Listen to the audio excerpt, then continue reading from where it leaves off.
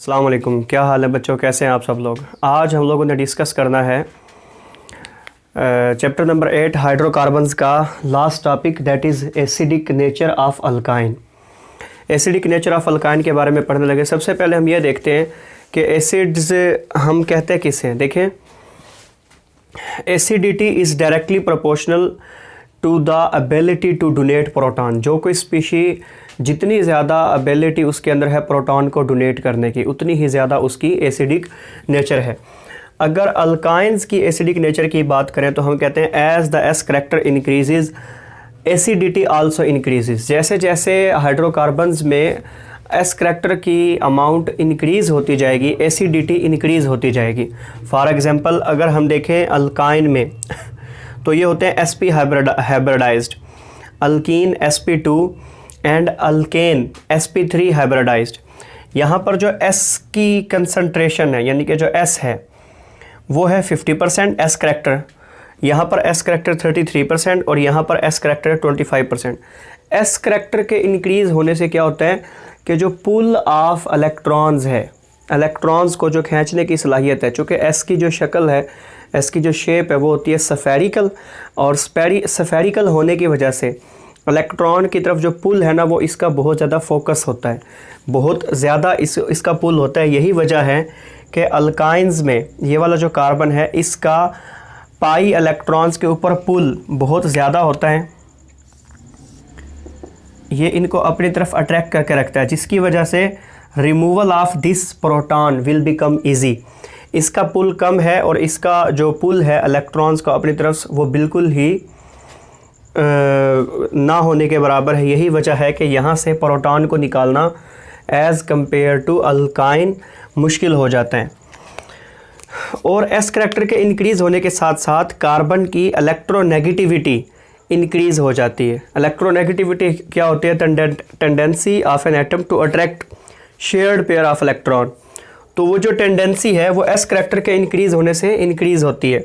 यही वजह है कि यहाँ पर जो कार्बन है इसकी इलेक्ट्रोनेगेटिविटी 2.99, यहाँ पर जो कार्बन है इसकी इलेक्ट्रोनेगेटिविटी 2.66 और इसकी इलेक्ट्रोनेगेटिविटी 2.48 होती है।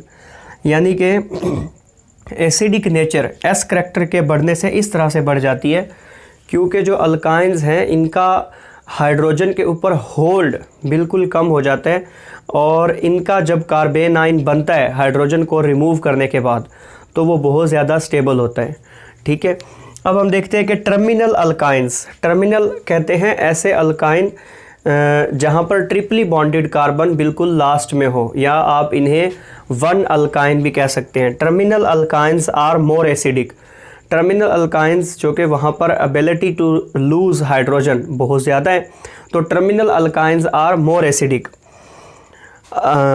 इथाइन, उसके बाद 1 प्रोपाइन, इसकी एसिडिटी ज़्यादा है, इसकी acidity as compare to this कम है। और फिर आ जाता है हमारे पास 1 ब्यूटाइन और 2 ब्यूटाइन। ये तो एसिडिक नेचर रखती ही नहीं होगी क्योंकि इसके पास हाइड्रोजन ही नहीं है, यानी कि ये इंटरनल अल्काइन है। इन्हें हम क्या कहते हैं? Internal alkyne. और इनकी एसिडिक नेचर बिल्कुल भी नहीं होती क्योंकि ये वाला जो कार्बन है इसके पास जो sp-s ओवरलैप होना था वो ओवरलैप इसने नहीं किया हुआ, और ये वाला जो कार्बन है इसमें तो फिर sp3 हाइब्रिडाइजेशन है और रिमूवल ऑफ हाइड्रोजन एज जिस तरह से यहाँ पर था वही सीन, उसी किस्म का केस यहाँ पर है। तो इंटरनल अल्काइंस एसिडिक नहीं होंगे, टर्मिनल अल्काइंस जो हैं वो एसिडिक होंगे। 1 प्रोपाइन की एसिडिटी ज़्यादा होगी एज़ कंपेयर टू 1 ब्यूटाइन। इसकी क्या रीज़न है? हालांकि आप सोच रहे होंगे कि यहाँ पर भी एक ही हाइड्रोजन है और यहाँ पर भी एक ही हाइड्रोजन है। देखिए, नंबर ऑफ़ कार्बन इंक्रीज़ होने से रिएक्टिविटी डिक्रीज़ हो जाती है। यही वजह है कि अल्काइंस की एसिडिटी इसकी कम होगी, नंबर ऑफ़ कार्बन भी तो इंक्रीज़ हो रहे हैं ना, तो चेन ज़्यादा से ज़्यादा बढ़ती जाएगी, रिएक्टिविटी कम होती जाएगी। नेक्स्ट हम लोग देखते हैं कि एसिडिक नेचर जो है, तो एसिडिक नेचर का मतलब है कि हाइड्रोजन को रिमूव कर देना। तो नेक्स्ट में हम अल्काइंस जो है इसके रिएक्शंस फिर पढ़ेंगे डिफरेंट मेटल्स के साथ एंड डिफरेंट सॉल्यूशंस के साथ। तो वहाँ हम इस बात को प्रूव करेंगे कि अल्काइंस जो हैं वो अपना हाइड्रोजन डोनेट कर सकते हैं और उसकी जगह किसी मेटल को रिप्लेस करते हैं। तो ये हमारे पास कुछ रिएक्शंस हैं। एसिडिक नेचर ऑफ अल्काइन को प्रूव करते हैं हम पेपर में। इसका अगर शॉर्ट क्वेश्चन आता है तो स्टेटमेंट के साथ हम जो रिएक्शन लिखेंगे वो ये है, reaction with sodamide and molten sodium. Reaction with sodamide, इसे हम कहते हैं सोडामाइड। ये हमारे पास है सोडियम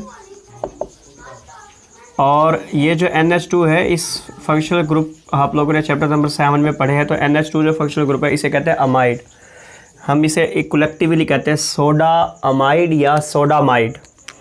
एंड मोल्टन Na, जब हम इथाइन का रिएक्शन करवाएंगे सोडामाइड के साथ तो यहाँ से ये वाला जो बॉन्ड है ये ब्रेक होगा और ये मिल जाएगा इस अमाइड के साथ। ये मिल के बना देगा NH3 अमोनिया और साथ में CH ट्रिपल बॉन्ड C यहाँ पर आ जाएगा सोडियम। इसे हम कहेंगे सोडियम एसिटाइलाइड। ठीक है। अगर हम मोल्टन सोडियम के साथ इसका रिएक्शन करवा दें तो मोल्टन सोडियम के साथ दोनों हाइड्रोजन रिप्लेस हो जाते हैं और यहाँ दोनों हाइड्रोजन की जगह सोडियम आ जाता है और हाइड्रोजन गैस इवाल्व होती है। इसे हम कहते हैं डाई सोडियम एसिटाइलाइड। ठीक है। नेक्स्ट हमारे पास है रिएक्शन विद हैवी मेटल्स। इस रिएक्शन को हम कन्फर्मेशन के लिए, अल्काइंस की कन्फर्मेशन के लिए, ऐसे रिएक्शन जिनमें फ़िज़िकली कोई चेंज आ जाए उन रिएक्शंस को हम कन्फर्मेशन के तौर पर इस्तेमाल करते हैं। और अल्काइंस की कन्फर्मेशन के लिए हमारे पास reaction with heavy metals with ammoniacal cuprous chloride के सोल्यूशन से अगर इसका रिएक्शन करवाएं तो ये हमारे पास है अमोनिकल क्यूप्रस क्लोराइड का सोल्यूशन। जब हम इससे करवाएंगे तो ये वाले जो दो हाइड्रोजन हैं ये रिप्लेस हो जाएंगे कॉपर के साथ और हमारे पास बनेगा डाई कॉपर एसिटाइलाइड। अमोनियम जो है ये मिल जाएगा क्लोरीन के साथ और ये मिलके बना देगा अमोनियम क्लोराइड। यहाँ पर 2 क्लोरीन है इसलिए हमने यहाँ पर 2 लगा दिया और अब अमोनिया को बैलेंस करने के लिए यहाँ पर भी 2 लगा दिया। ठीक है। और साथ में 2 मॉलिक्यूल्स ऑफ वाटर बनेंगे। 2 हाइड्रोक्सल और यहाँ से जो निकलने वाले हाइड्रोजन है ये मिलकर 2 मॉलिक्यूल्स ऑफ वाटर बना देंगे और रेड प्रेसिपिटेट बनेंगे। इन द स्टार्ट होता ये है कि ये वाला जो सारा सोल्यूशन होता है ना ये होता है ट्रांसपेरेंट, लेकिन जैसे ही हम इसमें एसिटाइलिन को ऐड करते हैं, एसिटाइलिन के ऐड करते ही रेड कलर के प्रेसिपिटेट बनना शुरू हो जाते हैं डाई कॉपर एसिटाइलाइड के।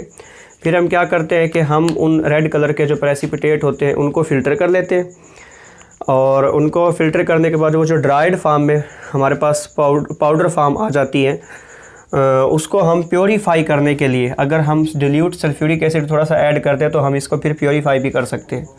यानी कि एक तो ये कन्फर्मेशन है, कन्फर्मेशन के साथ साथ हम इस तरह से एसिटाइलिन को प्योरीफाई भी कर रहे होते हैं। अच्छा जी, अगर हम रिएक्शन करवाते हैं with tolerance reagent, tolerance reagent हमारे पास है ammoniacal solution of silver nitrate, तो उसी तरह का रिएक्शन होगा। डाई कॉपर एसिटाइलाइड पहले बने थे, अब क्या बनेंगे डाई सिल्वर एसिटाइलाइड और इसके वाइट प्रेसिपिटेट बनते हैं। ठीक है। लास्ट हम पढ़ते हैं प्योरीफिकेशन। इनको हम प्योरीफाई कैसे कर सकते हैं? प्योरीफाई करने के लिए होता है कि हमारे पास जो डाई कॉपर एसिटाइलाइड या डाई सिल्वर एसिटाइलाइड का जो ड्राइड फॉर्म में हमारे पास फिल्ट्रेट आया होता है, हम उसके अंदर अगर थोड़ा सा सल्फ्यूरिक एसिड डाल दें तो होता ये है कि अगेन हमारे पास इथाइन या अल्काइन आ जाते हैं और ये जो सिल्वर होता है ये सल्फेट, सिल्वर सल्फेट बना लेते हैं। ठीक है। तो ये हमारे पास टोटल मेथड है। एंट्री टेस्ट में यहाँ से 2 MCQs पूछ लिए जाते हैं। एक तो कि प्रेसिपिटेट किस तरह से बनते हैं और दूसरा यहाँ से एंट्री टेस्ट का क्वेश्चन आता है कि 1 ब्यूटाइन एंड 2 ब्यूटाइन में से कौन से जो है ना वो ये वाले टेस्ट देंगे। तो 2 ब्यूटाइन ये वाले टेस्ट नहीं देंगे क्योंकि उसके पास तो हमने डिस्कस किया था कि टर्मिनल अल्काइंस ये वाले टेस्ट देते हैं। ठीक है। शॉर्ट क्वेश्चन एक यहाँ से पेपर में बहुत बार आता है और वो शॉर्ट क्वेश्चन यहाँ से एक पूछा जाता है कि why alkynes are slightly acidic in nature, justify with an example. तो मैं ये अटैच कर देता हूँ स्क्रीन पे, आपको इसका आंसर नज़र आ रहा होगा। तो आलमोस्ट तकरीबन यही है। लॉन्ग क्वेश्चन में आए तो आपने सारे जो है ना वो रिएक्शंस लिखने हैं, और शॉर्ट क्वेश्चन में आए तो ये जो आंसर आपको स्क्रीन पर नज़र आ रहा है ये आप लोगों ने लिख देना है। ठीक है बच्चों, थैंक यू। अगर इसमें कोई चीज़ ना समझ आई तो आप कमेंट सेक्शन में पूछ सकते हैं। वीडियो अच्छी लगी तो लाइक करें। Thank you very much and अल्लाह हाफिज़।